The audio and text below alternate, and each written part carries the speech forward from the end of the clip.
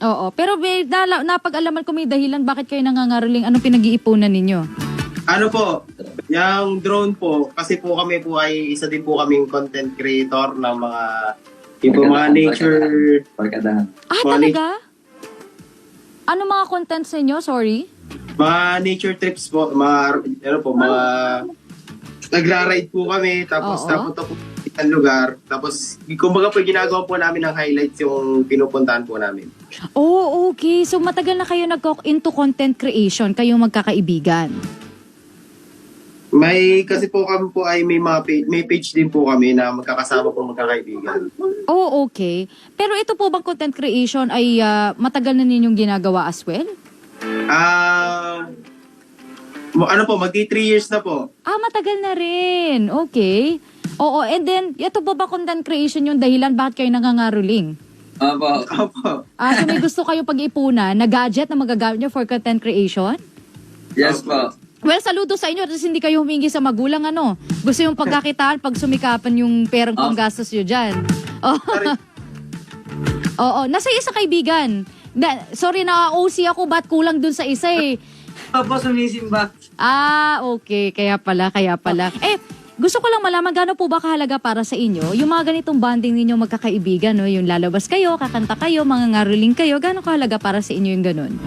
Kumbaga ito na rin po yung nagiging po namin. Kumbaga po ay stress relief po. Tapos, Kung ano po ay kunwari po, nagsama-sama po kami, yung time po na nagiging malungkot po kami pag mag-isa, pag nagkasama-sama po kami, nawawala po yung mga iniisip po namin na problema. Kumbaga po, nalilibang po yung aming mga sarili. Oo. Actually, totoo yun, no? Ang ganda naman ganitong activities kasi nadi-distress din kayo.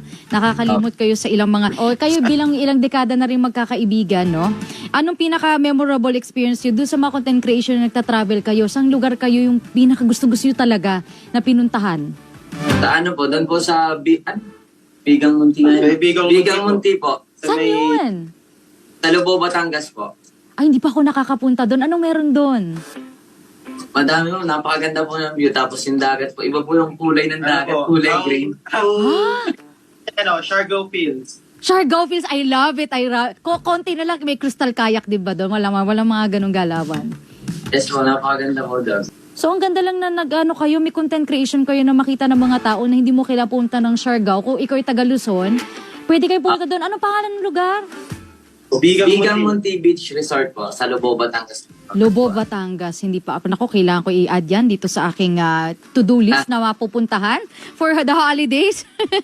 Okay, ano na lang po, unahin lang natin si John. Okay, ano po mensahe ninyo sa ating mga viewers ngayon bago tayo mag-wrap up ng interview? Baka may mga nais kayong i-invite? Meron ka bang susunod na mga event niyan? O saka ba nila pwedeng i-message kapag kailangan nila ng mga singers sa kanilang events? Go ahead, John. Ayan, unang-una po, nagpapasalamat po ako sa mga nanonood po dito. Kung meron man po akong followers po dito. Ayan, thank you po sa suporta. Tsaka po kung gusto niyo po ng mag-inquire po na sa mga event singer po.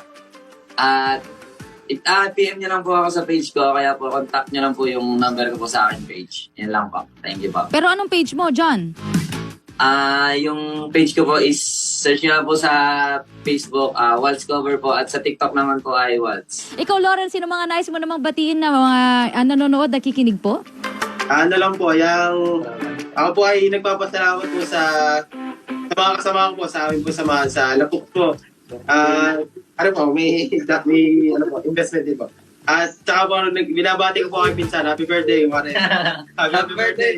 Uy, happy birthday! Ngayon yon? Kaya pala. Happy birthday! Nakakatuwa naman, oo. Ikaw, Lauren, saka pwede i-follow. May page po kami, Lapoks po. Sa Facebook po ay Lapoks. Tapos ganoon din po sa TikTok. Nagpapasama sa mga supporters po. Tumutupalo po sa sumasuport. Salamat po. Ayun. Happy birthday, Mare. Happy birthday. Maraming salamat po sa oras sa binigay niyo sa amin, John and Lauren. Sayang wala si Rance. I-regards nyo lang ako dyan at sana yung pangangaroling nyo umabot dito sa Quezon City, ano? Tama po. Ingat po kayo. Maraming salamat sa oras ninyo. Maraming salamat po. Thank you po. Thank you po.